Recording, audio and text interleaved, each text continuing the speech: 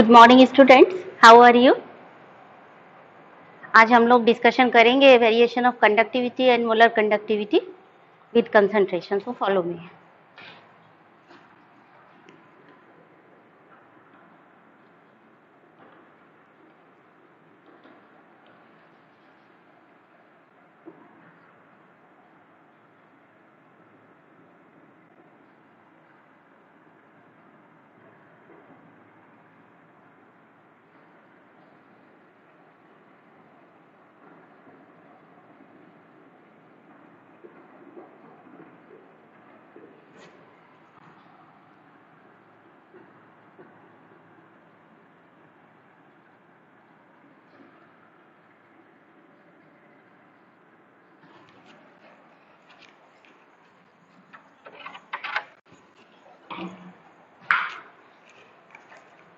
तो सबसे पहले डिस्कशन करेंगे कंडक्टिविटी का क्या इफेक्ट होता है।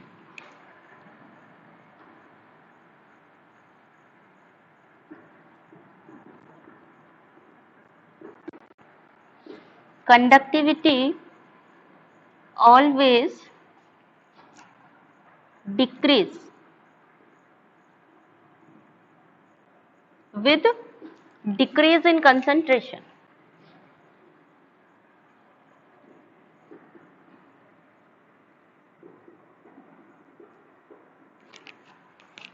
For both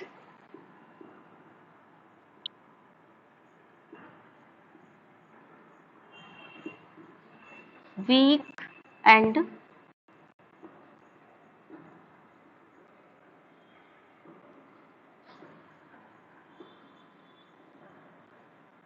स्ट्रॉन्ग इलेक्ट्रोलाइट, यानी वीक इलेक्ट्रोलाइट के लिए भी डिक्रीज होगी, स्ट्रॉन्ग इलेक्ट्रोलाइट के लिए भी डिक्रीज होगी, दोनों के लिए विद कंसंट्रेशन। अगर कंसंट्रेशन डिक्रीज करेंगे, या हम इसी को कह सकते हैं ऑन इंक्रीजिंग डाइल्यूशन, एक ही बात हुई। कंसंट्रेशन डिक्रीज या डाइल्यूशन इंक्रीज, पानी मिलाएंगे तभी डाइल्यूट होगा, यानी कंसंट्रेशन डिक्रीज हो जाएगा। सो रीजन क्या है इसका? रीजन है because number of ions decrease पर unit volume. So conductivity decrease.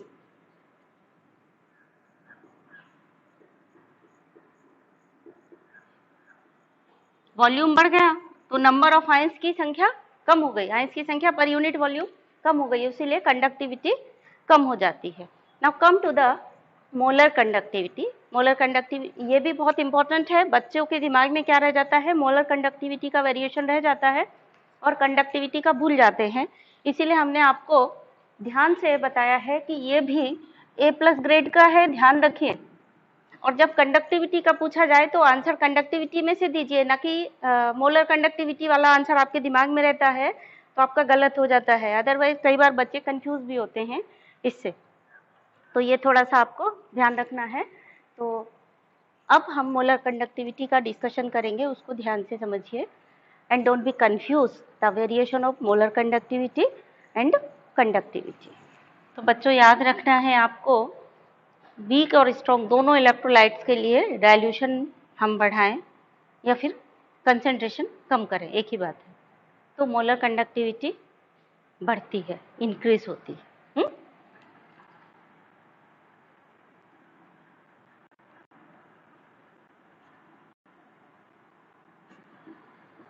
So molar conductivity lambda m increase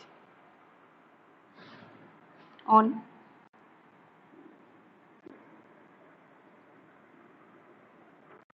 increasing dilution, या हम कहें डिक्रीजिंग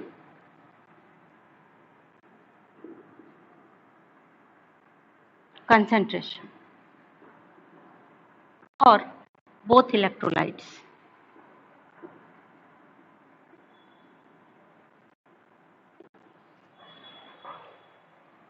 That is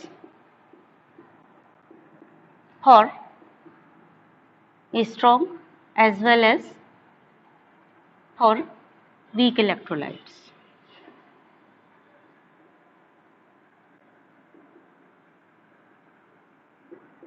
नोट करिए जल्दी, वीक इलेक्ट्रोलाइट्स के लिए भी घटती है, सॉरी, अगर हमने कंसंट्रेशन कम किया यानी डाइल्यूशन बढ़ाया तो वीक इलेक्ट्रोलाइट्स के लिए भी मोलर कंडक्टिविटी बढ़ेगी और स्ट्रॉन्ग इलेक्ट्रोलाइट्स के लिए भी मोलर कंडक्टिविटी बढ़ेगी ऑन डाइल्यूशन, यानी कि decreasing the concentration. Now we will discuss about the variation of molar conductivity for strong electrolyte with concentration graphically. Graphic से पता करेंगे, ग्राफ से, कि कैसे ये इंक्रीज या डिक्रीज होगी. So now I am discussing about you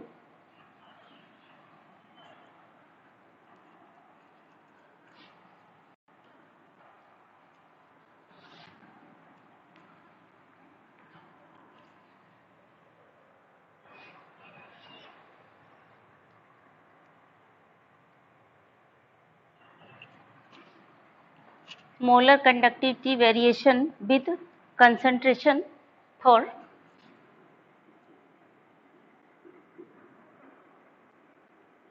strong electrolyte. जैसे कि स्ट्रॉन्ग इलेक्ट्रोलाइट हो गया, KCl हो गया, NaCl हो गया, ऐसा. तो इसके लिए ग्राफ ऐसा आता है. इस एक्सिस पर हमने लिया लैम्डा m, इस एक्सिस पर लिया हमने √c, यहाँ पर है 0. तो ग्राफ आता है इस तरह से, एक स्ट्रेट लाइन. अब इस ग्राफ में समझना क्या है, देखिए जरा. अभी यहाँ पर देखिए, जब कंसंट्रेशन 0 हो उस समय मोलर कंडक्टिविटी कितनी है, पता नहीं कितनी है, हाँ? जब कंसंट्रेशन यहाँ पर ज़्यादा है, हायर कंसंट्रेशन, सपोज हम मान लें यहाँ पर x मान लेते हैं, यहाँ y मान लेते हैं, ठीक है. जब कंसंट्रेशन y है, y is greater than x, तो जब कंसंट्रेशन y है यानी कि ज़्यादा कंसंट्रेशन है, at higher concentration, molar conductivity कितनी है, देखिए वहाँ से उधर से आएंगे हम इधर, मोलर कंडक्टिविटी इतनी है.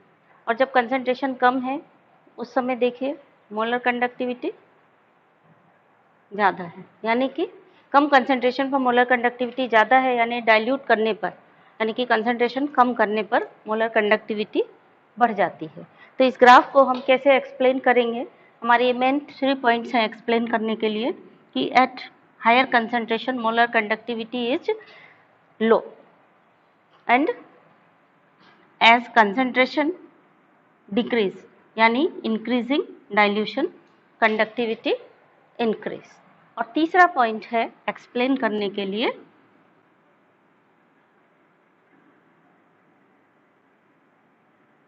On extrapolation of the graph. इस ग्राफ लाइन को इसी डायरेक्शन में हमने पीछे बढ़ाया, इसको कहते हैं एक्स्ट्रापोलेशन. तो on extrapolation of the graph cut conductivity axis. So हमें यहाँ पर पता चल जाता है लिमिटिंग मोलर कंडक्टिविटी. अब इन तीनों के रीज़न भी आपको साथ में याद कर लेने हैं या समझ लेने हैं, कि यहाँ पर मोलर कंडक्टिविटी कम क्यों है, यहाँ पर बढ़ी क्यों, और यहाँ पर हम क्यों निकाल सकते हैं. लिमिटिंग मोलर कंडक्टिविटी दी नहीं गई थी ग्राफ में, मतलब ग्राफिकल रिप्रेजेंटेशन से नहीं समझ में आ रही थी, लेकिन जब हमने ग्राफ को एक्स्ट्रापोलेट किया पीछे की तरफ तो हमने लिमिटिंग मोलर कंडक्टिविटी को निकाल पाया है. तो 3 वेरिएशन पर तीनों ही एक एक नंबर के क्वेश्चन भी बनते हैं. तो अभी आपको इस ग्राफ को रटने की ज़रूरत नहीं है, ग्राफ बनाइए, रफ अपने दिमाग में ऐड कर लीजिए कि ये है, ये वाली बात पॉइंट 1 में डिस्कस करनी है, ये वाली बात पॉइंट 2 में डिस्कस करनी है, और इसको पॉइंट 3 में डिस्कस करना है. तो पॉइंट 3 में विद रीज़न डिस्कस कर दीजिए. तो ये तो हो गया वेरिएशन ऑफ ग्राफ, और यहीं पे 3 क्वेश्चन भी बनते हैं. ये क्या, कि ये यहाँ पर कम क्यों है, तो वाई करके एक क्वेश्चन यहाँ से बना, एक यहाँ से बना और एक यहाँ से बना. टोटल यहाँ से 4 क्वेश्चन बनते हैं. 4 क्वेश्चन क्या हो गए, एक तो ये हो गया कि discuss the variation of lambda m with concentration for strong electrolyte KCl या NaCl या HCl, ये 3 मार्क्स का क्वेश्चन हो गया. या फिर क्वेश्चन आया कि ये देखिए यहाँ पर स्ट्रॉन्ग इलेक्ट्रोलाइट के लिए हाई कंसंट्रेशन पर मोलर कंडक्टिविटी कम क्यों होती है, या स्ट्रॉन्ग इलेक्ट्रोलाइट का कंसंट्रेशन डिक्रीज करने पर, या कहें increasing dilution molar conductivity increase why. या फिर क्वेश्चन हुआ why the limiting molar conductivity for strong electrolyte can be calculated but for weak electrolyte it cannot be calculated। ये भी सारे तीनों क्वेश्चन A+ ग्रेड के हैं। तो वीक इलेक्ट्रोलाइट तो आप बाद में पढ़ेंगे, फिलहाल में स्ट्रॉन्ग इलेक्ट्रोलाइट के केसेस में हमने आपको तीनों बातें बता दी हैं। तो चाहे आपके क्वेश्चन आए, आइदर क्वेश्चन आपसे इस फॉर्म में पूछे जाए, आइदर ये पूछा जाए, या फिर कभी कभी ये हो सकता है कि आपको ग्राफ दे दिया और इस तरह से, और ग्राफ में से पूछा ये किसका ग्राफ है, ये पीसा टाइप के जो क्वेश्चन बनते हैं ना क्रिटिकल थिंकिंग के, आपको ग्राफ दे दिया और पूछा गया of which electrolyte this graph is belong, और आपको 3-4 इलेक्ट्रोलाइट के नाम दे दिए। सपोज ऐसा ग्राफ दे दिया और आपसे कह दिया कि NH4Cl, CH3COH, HCl या KCl किस, या अमोनियम एसीटेट, 4 ऑप्शन दे दिए, 4 में से ये किसका ग्राफ है। तो आप स्ट्रेट लाइन ग्राफ है तो आप उसमें देखिए, ग्राफ में देखना पहले ये है कि लैम्डा m के बीच में और कंसंट्रेशन √C के बीच में अगर ग्राफ है, और अगर ये स्ट्रेट लाइन है इसका मतलब वो किसका है, स्ट्रॉन्ग इलेक्ट्रोलाइट का है। तो चारों ऑप्शन में आप छांटिए कि कौन सा स्ट्रॉन्ग इलेक्ट्रोलाइट है, वही उसका आंसर होगा। सो 3 पॉइंट हमको इसके क्या, variation of concentration of graph में यही 3 पॉइंट जब हम डिस्कस कर देंगे तो यही हमारा एक्सप्लेनेशन हो गया। So let we discuss point number first. तो पॉइंट नंबर फर्स्ट क्या हो गया कि at higher concentration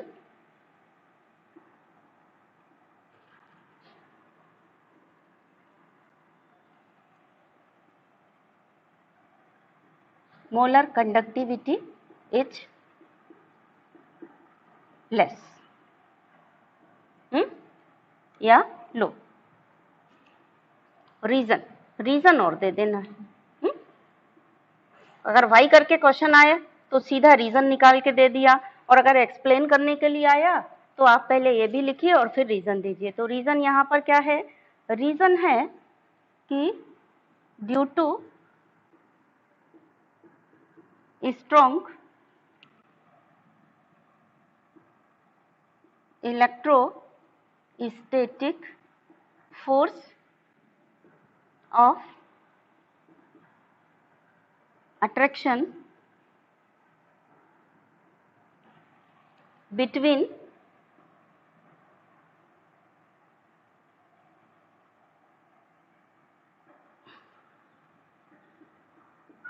oppositely charged ion. Due to strong electrostatic force of attraction between oppositely charged ions, ions are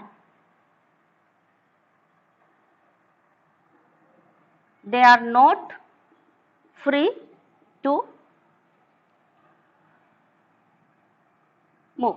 ions move होने के लिए free नहीं है क्योंकि strong force of electrostatic attraction ज़्यादा है, इसलिए ये रीज़न है वहाँ पे कंडक्टिविटी कम होने का। अब आती है दूसरी बात, यानी दूसरा point.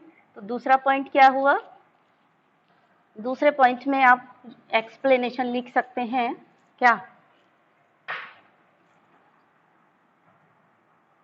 On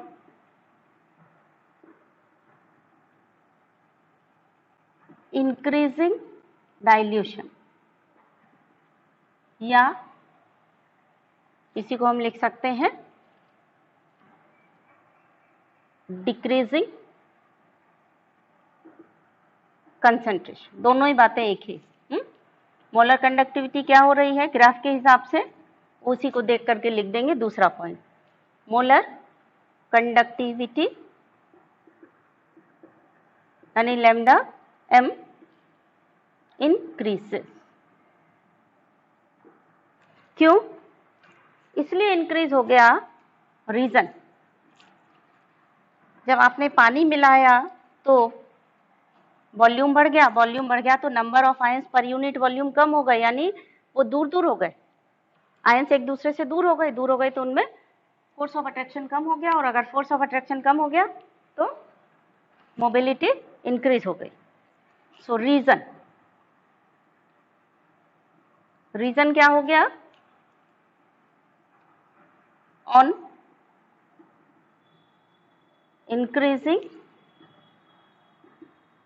dilution number of ions per unit volume decrease। इससे क्या हुआ? Force of attraction between ions decrease हो गया एंड मोबिलिटी इंक्रीज। तो ये जो इंक्रीज हुआ ये किस कारण से हुआ? Due to increase in mobility of ions.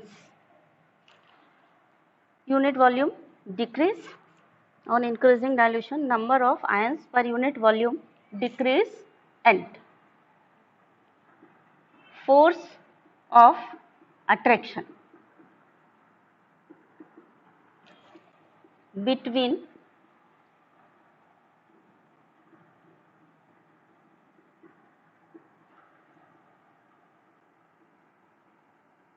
oppositely charged ions also decrease।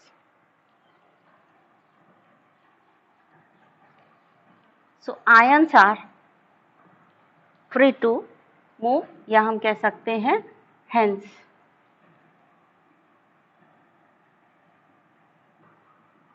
mobility of ions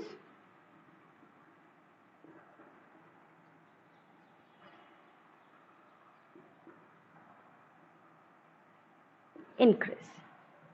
Then come to the third point, that is we can extrapolate the graph line and can find the molar conductivity of strong electrolyte at infinite dilution, या we can find out the limiting molar conductivity। तो यहाँ से भी ये point भी बहुत important question है।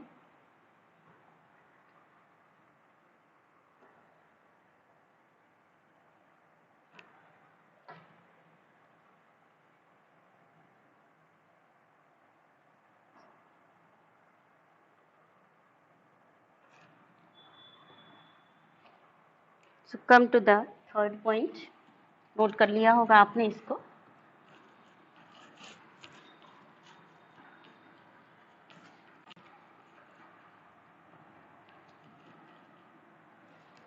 Third point क्या है? We can calculate the lambda m infinity by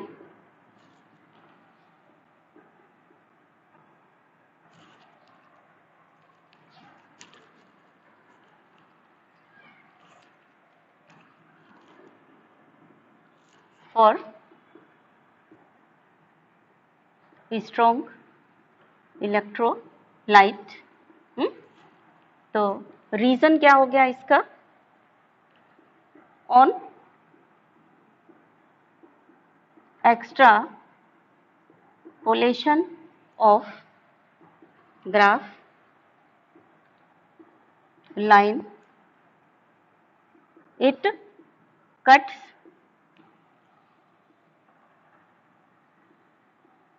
conductivity axis। So we can calculate। अब समझ जाइए यहाँ पे 3 रीजनिंग के क्वेश्चन बहुत इंपॉर्टेंट हैं। तो अगर इनका ये ऊपर वाला केवल अगर आपसे पूछा गया है कि क्वेश्चन 3 1 2 3 कोई भी पूछे गए हैं तो आप सीधे रीजन दीजिए। 1 मार्क के क्वेश्चन हो गए यहाँ पर, 3 बहुत इंपॉर्टेंट। अगर आपसे पूछा गया है वेरिएशन तो आपको क्या करना है? सीधा 1 2 3 तीनों पॉइंट मिला करके लिख देंगे तो वो हो गया explanation of variation of graph. ठीक है। और अगर ऐसा क्वेश्चन आया कि पहचानिए कौन स्ट्रॉन्ग इलेक्ट्रोलाइट है इनमें, या फिर ऐसा ग्राफ दिया है वो पूछा कि ये किसका ग्राफ है, तो जो भी है आप उसमें से छांट लीजिए। स्ट्रॉन्ग इलेक्ट्रोलाइट अगर है तो वो उसी का ये ग्राफ है। तो इस तरह से यहाँ पर क्वेश्चन आते हैं, बहुत इंपॉर्टेंट है ये सारे क्वेश्चन। यहाँ पर 3 पॉइंट हैं, तीनों A+ ग्रेड का है, यानी ये पूरा टॉपिक ही आपका A+ ग्रेड का है। इसको आपको मार्क कर लेना चाहिए और गड़बड़ी करके नहीं आना चाहिए। Then next one is the variation of molar conductivity of weak electrolyte with concentration.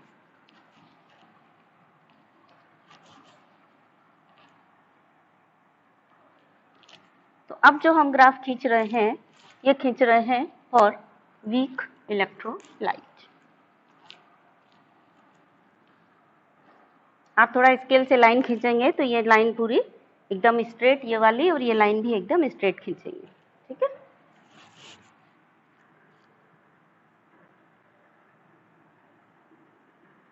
Now variation of lambda m for weak electrolyte. For example, CH3, COOH, NH4, Cl etc. कोई भी वीक इलेक्ट्रोलाइट यहाँ पर हो सकता है, उसके लिए वो ग्राफ। ये ग्राफ कैसा होता है, सावधानी से बनाएंगे इसको। यहाँ से थोड़ा लाइन पैरेलल बनाएंगे,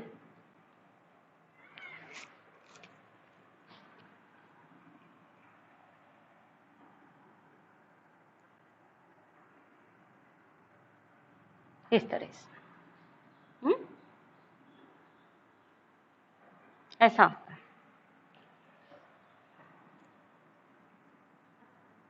वीक इलेक्ट्रोलाइट का ग्राफ। तो यहाँ पर आप देखिए ध्यान से,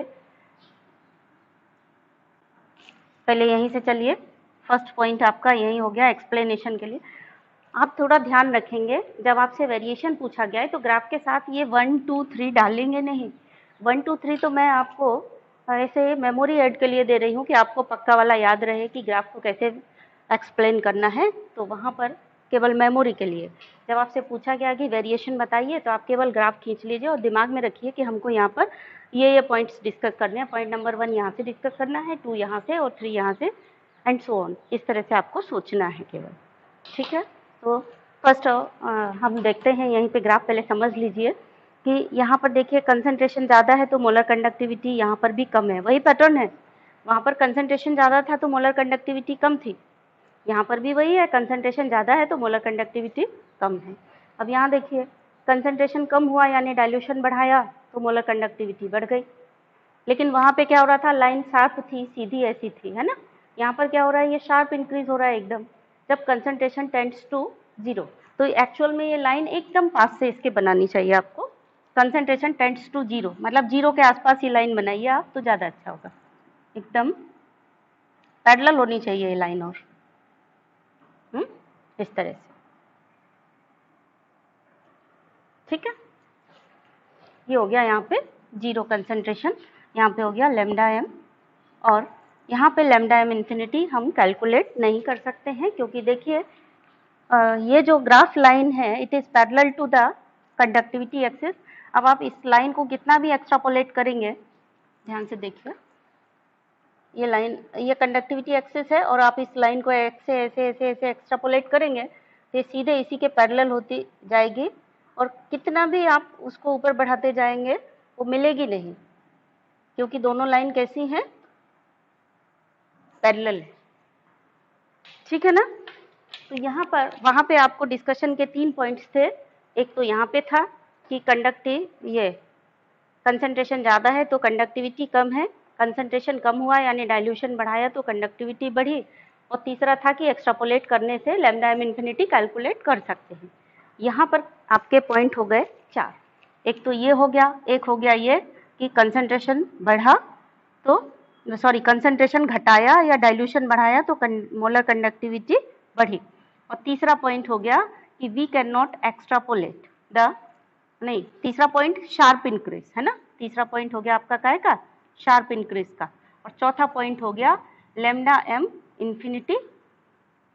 ये फोर्थ पॉइंट हो गया कैन नॉट बी कैलकुलेटेड, ठीक है। तो ये आपका रफ वर्क है, ध्यान दीजिए। ये वाला जो भी पॉइंट लिखे हैं आपने, ये 1 2 3 और 4, ये रफ वर्क है, ठीक है ना। सिर्फ आपको ऐसे ग्राफ बनाना है। कौन सी? ये लैम्डा एम इन्फिनिटी की लाइन खींचनी है, अंडर रूट सी की लाइन खींचनी है, यानी कंसंट्रेशन की, और ये ग्राफ यहाँ से ये बनाना है इतना बस। और थोड़ा सा ये दिखा देना है कि एक्स्ट्रापोलेशन से पैरेलल हो रही है लाइन। और ये 1 2 3 ये जो मैंने मार्क किया है और ये 4 मार्क किया है, ये तो आपको एक मेमोरी एड है कि आप इस क्वेश्चन को एक्सप्लेन कैसे करोगे, इन 4 पॉइंट्स में एक्सप्लेन करोगे। तो ये क्या हो गया? Lambda M infinity can not B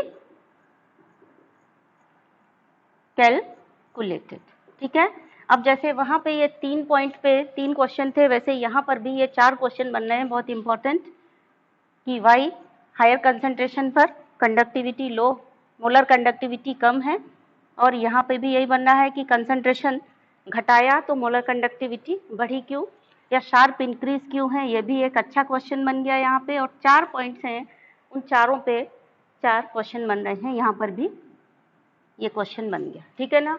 अब आप चारों क्वेश्चन को पॉइंट बना करके लिख देंगे तो ये हो गया variation of graph of molar conductivity of weak electrolyte. और अगर आप जो है अलग अलग क्वेश्चन पूछा गया 1 मार्क का, तो उतना ही जवाब दीजिए, 1 2 3 4 ये चारों के रीजन। तो टोटल यहाँ पे variation of molar conductivity of weak electrolyte and strong electrolyte, इन पर यहाँ पे टोटल 7 तो रीजनिंग के क्वेश्चन बन रहे हैं आपके, और 2 क्वेश्चन 3 मार्क्स के बन रहे हैं कि एक्सप्लेन द ग्राफ इस तरीके से, और 2 क्वेश्चन ऑब्जेक्टिव बन रहे हैं कि इनमें से कौन सा ग्राफ वीक इलेक्ट्रोलाइट का है, या इलेक्ट्रोलाइट का नाम दे दिया कि किसका है। इस तरह से यहाँ पर टोटल क्वेश्चन बन रहे हैं, और आपको इनको बहुत अच्छे से तैयार करना है। ये क्वेश्चन भी A+ ग्रेड का है, ठीक है ना।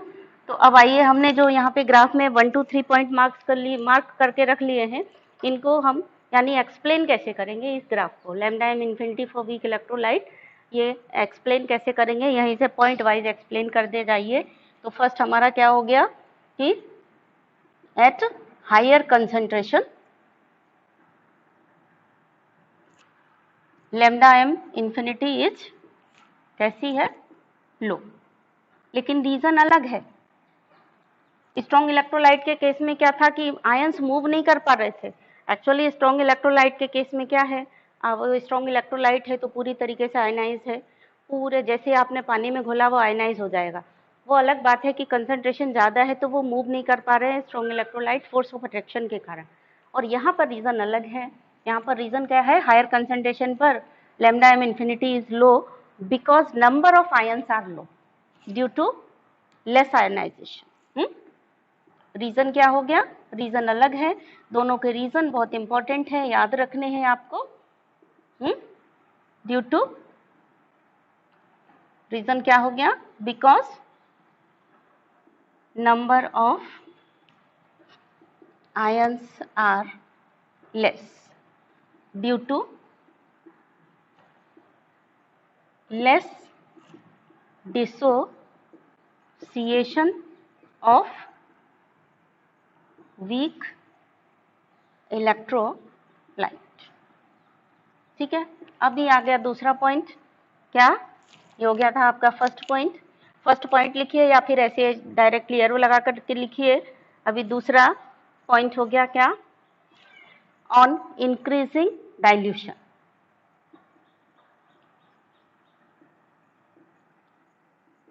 या ऑब्लिक करके आप जो भी है, डिक्रीजिंग कंसंट्रेशन एक ही बात है। ऑन इंक्रीजिंग डाइल्यूशन क्या हुआ? नंबर ऑफ आयंस, यहाँ पे हुआ क्या है पहले वो लिख दो। इंक्रीजिंग डाइल्यूशन क्या हुआ? मोलर कंडक्टिविटी इंक्रीज हुई। On increasing dilution lambda M increase, या molar conductivity increases because of increase in the number of ions. Number of ions increase हो गया due to increase in number of ions। क्यों increase हुआ? क्योंकि dissociation बढ़ गया। Weak electrolyte को जब हम डाइल्यूट करते हैं तो वो डिसोसिएट ज़्यादा होता है। because of increase in the number of ions due to increase in dissociation of weak electrolyte, या सीधा सा लिख दो more dissociation, है ना, due to increase in dissociation of weak electrolyte. ठीक, अब आइए थर्ड पॉइंट क्या है, शार्प इंक्रीज हो रहा है एकदम, सो यही लिखेंगे, there is a sharp increase in molar conductivity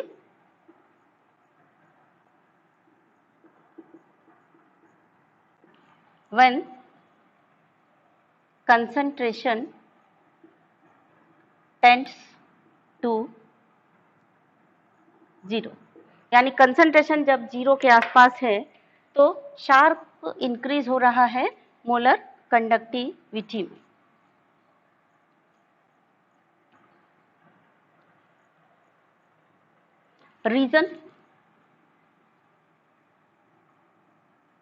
reason इसका क्या है, eight infinite dilution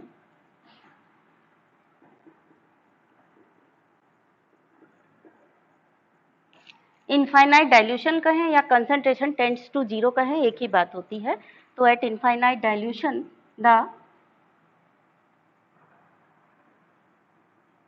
number of ions increase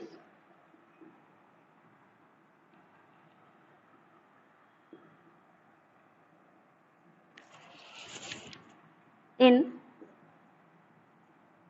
large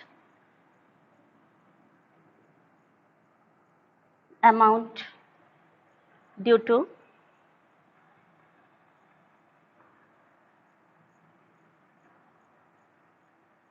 complete dissociation of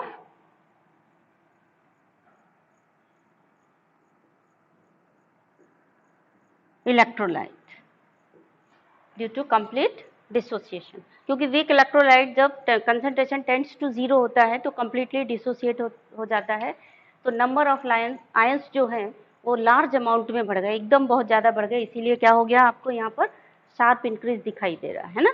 the next one is the fourth point कि वी कैन नॉट कैलकुलेट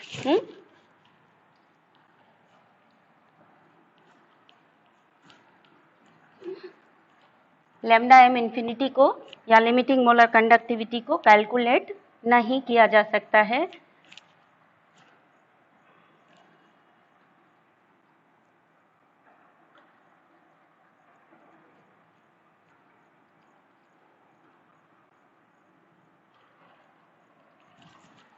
तो fourth point इसका क्या हो गया, we can not calculate the value of lambda M infinity यानी कि limiting molar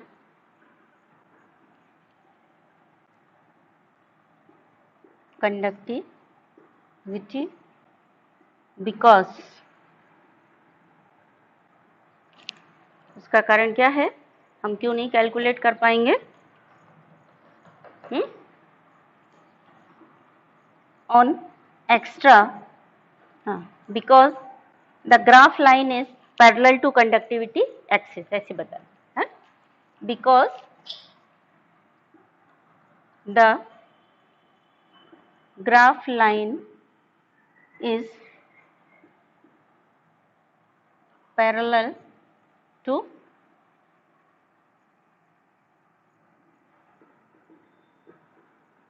conductivity axis.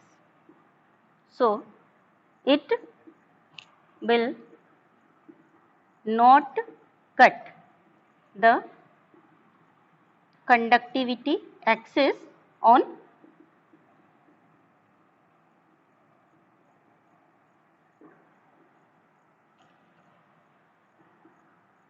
extrapolation.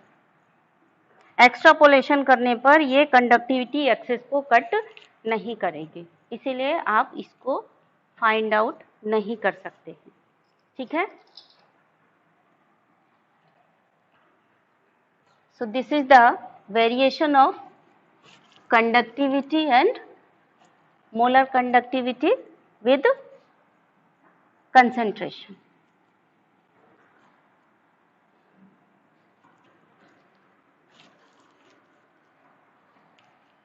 Next turn पर हम लोग डिस्कस करेंगे Kohlrausch law and its application.